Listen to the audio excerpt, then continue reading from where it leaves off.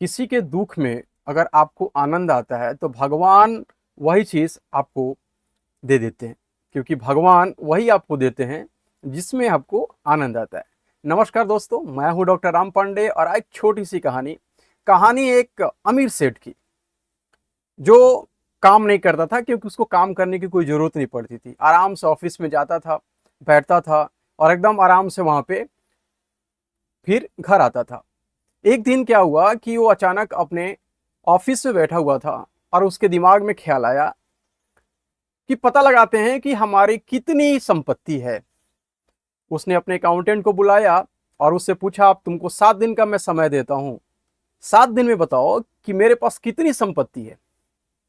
7 दिन बाद अकाउंटेंट आकर के उस सेठ को बोलता है, सेठ जी आपके पास इतनी संपत्ति है कि आपकी 7 जनरेशन यानी 7 पुश्त अगर खाए, एकदम मजे से खाए, मलाई मार के सब कुछ एकदम इंजॉय करके खाए, फिर भी आपकी संपत्ति खत्म नहीं होगी। उसने कहा कि नहीं नहीं, ऐसे नहीं, मुंह से नहीं, मुझे पूरा एक रिकॉर्ड ऑन पेपर चाहिए। आपको 15 दिन का मैं समय देता हूं, आप जा करके ऑन पेपर ये सारी चीजें बना करके लाइए।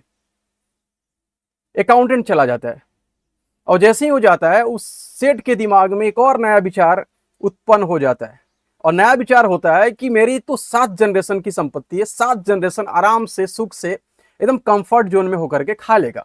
लेकिन व्हाट अबाउट द 8 जनरेशन, 8वां जनरेशन का मेरा क्या होगा?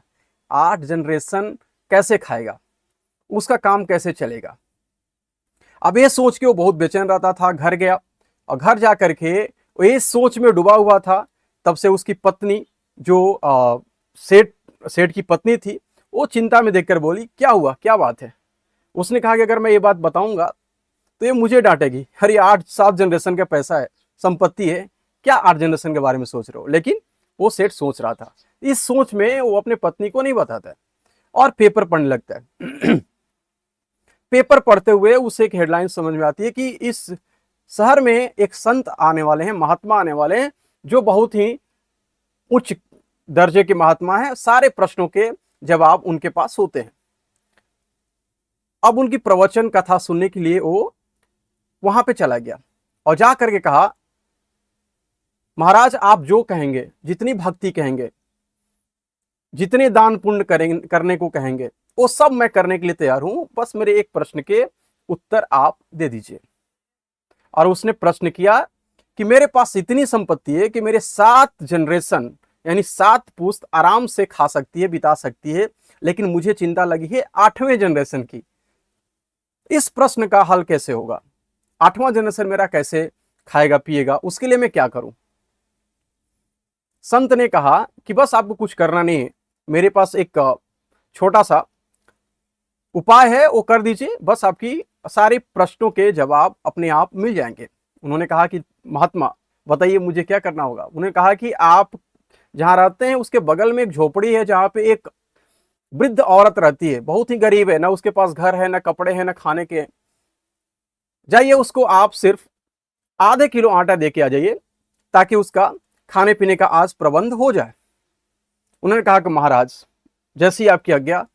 और वहां पे गया और उन्होंने अपने एक नौकर को बुला के बोला कि एक आधे किलो नहीं, 1 क्विंटल आटे लेके चलो उस वृद्ध औरत के पास, और उसे हम 1 क्विंटल आटे देंगे दान में।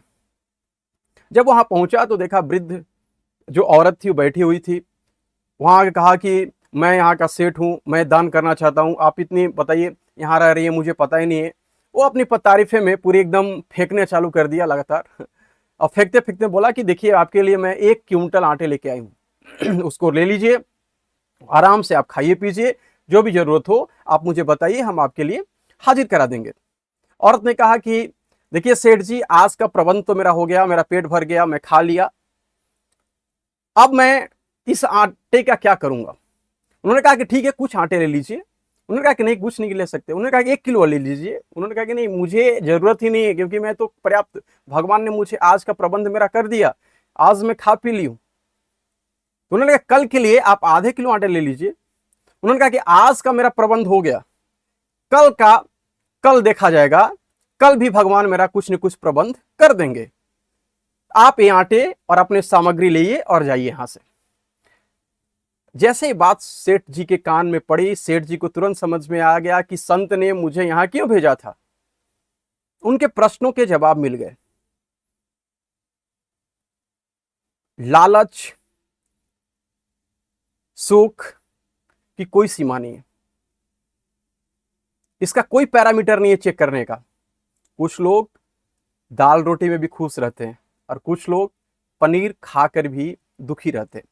इस कहानी से हमें ये शिक्षा मिलती है कि हमें आज का देखना चाहिए, वर्तमान में देखना चाहिए, भविष्य की चिंता में वर्तमान को बर्बाद नहीं करना चाहिए और हमें 99 के आंकड़े में नहीं पड़ना चाहिए।